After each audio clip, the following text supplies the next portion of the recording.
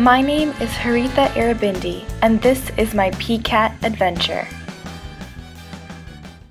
I've wanted to become a doctor ever since I was a little girl. Becoming a physician not only became my dream, but my passion as well. I started volunteering at hospitals and free healthcare clinics at a very young age. However, the other hospitals that I volunteered at made me the staple girl, or the equivalent of that, because student volunteers were such a liability. I started my PCAT adventure on June 2nd, 2015, and I was confident that an internship volunteering at the hospital would be a piece of cake. A dull, boring cake, that is. But not at CMC. Nobody's afraid to let you get down and dirty with volunteering. My first day at the ER was completely hectic and totally chaotic. But I'm glad I had my trusty comrade to get me through it. Him and I made a great team. Eventually. What helped us get through everything were the amazing leadership seminars conducted by the wonderful PCAT coordinators. We learned about what makes a good student leader and how we can use those skills while volunteering. At first, though, I was really confused about the relationship between leadership and volunteering at the hospital. I mean, how would I need leadership skills when I asked patients if they wanted water?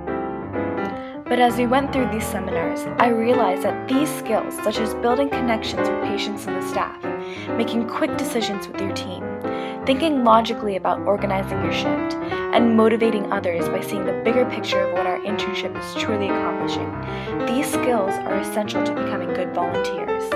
This leadership compass guided all of us through this program and made me more aware that teamwork really is an essential part of working at a hospital.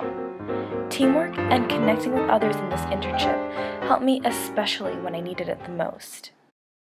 The ER is really a place where the grunt work of medicine happens.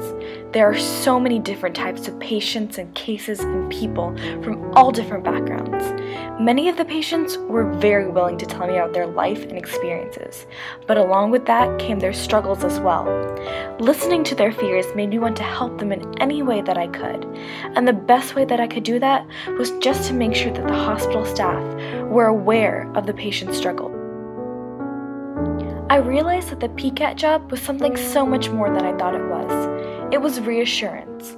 Our job was to reassure and support patients as best as we could. For some patients, however, we could not do much and had to let them go, which was very hard. This is where teamwork came into play.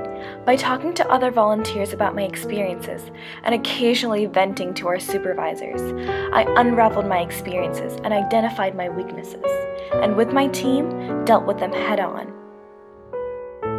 The many experiences that I've had at PCAT, from meeting and working with wonderful people, to glimpsing some of the struggles that I will have to deal with when I become a doctor as well, have all been extremely valuable, and I hope to continue volunteering and learning more through this internship. So in the end, my PCAT adventure will continue onwards, and is definitely far from being over.